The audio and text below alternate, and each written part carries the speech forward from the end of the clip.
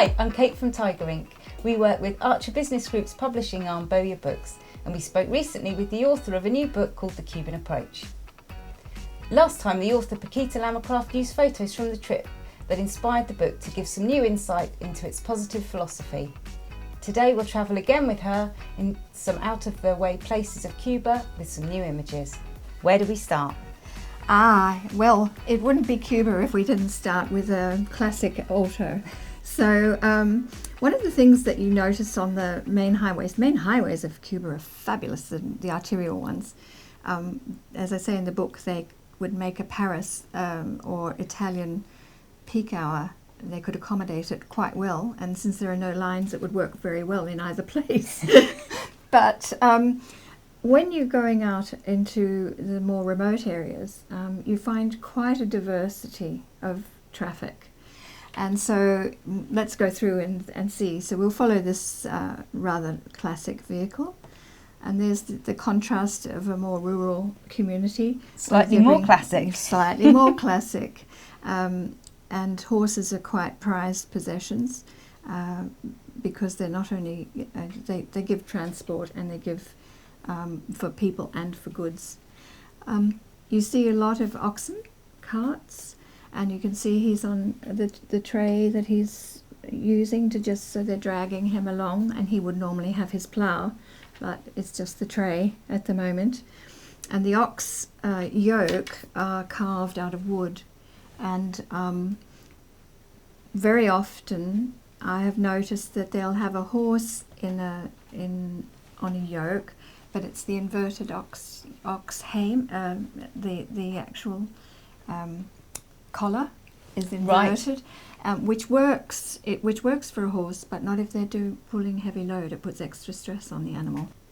You wouldn't expect to find that out in the middle of nowhere, but this gentleman is taking his heavy load in the rain to who knows where, from who knows where, and it makes you realize how incredibly fortunate we all are, that we don't have to resort to this sort of real hardness of life, actually. And I love this, because who would expect to find a young man on roller skates in the middle of nowhere? It's in the middle of nowhere. And he was travelling, there was no city just behind or village, and there was no village over the hill. He was in the wide beyond. So I imagine he's one of the future Olympians of Cuba. We passed this tobacco-laden vehicle, and the tobacco is wrapped in banana leaves.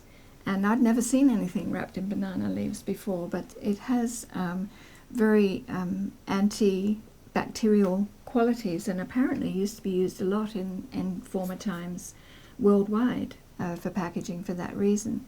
And you see the banana leaves being dried along the road as you're going along. Everything's a commodity, and you can see they've been sort of opened up at the end, so they lie flat.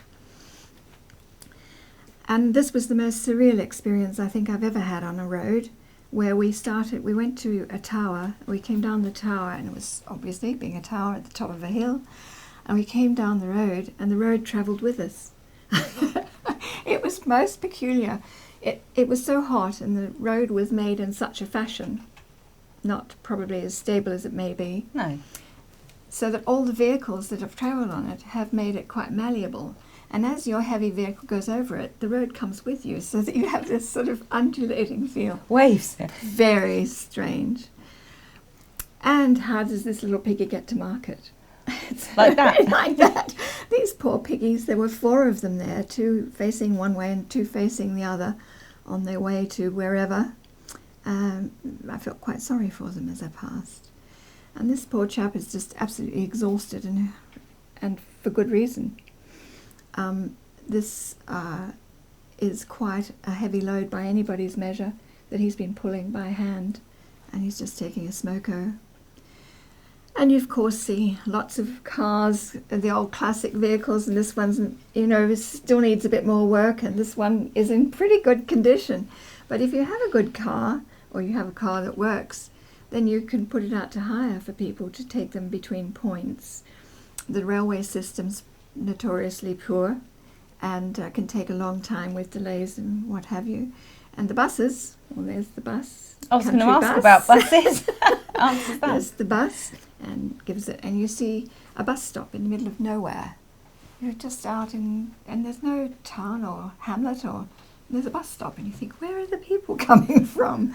And we stopped and picked up a young mother and her child who were very happy to have air conditioning as well as a prompt, because the buses are not always to schedule.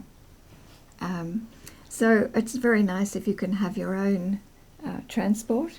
And in this case, this horse is very well equipped, but it's not always the case, and you see a lot of improvisation in the way that people have actually taken a couple of belts and then put fabric underneath so that it's padded under the horse's belly. Wow. And all sorts of innovative ways, so that if you don't have the resources, you have to make do with what you have. So there we are. It's a real insight just travelling the roads before you even get to any of the places you're going. And it gives you, again, pause for giving thanks of the fact that the things that you took as being difficult in your life, maybe you should put some perspective on them. And it's all part of the art of letting go, is changing your perspective on the things that are perhaps concerning you in a way that, if you put a different perspective on it, might cause you to think differently. Definitely.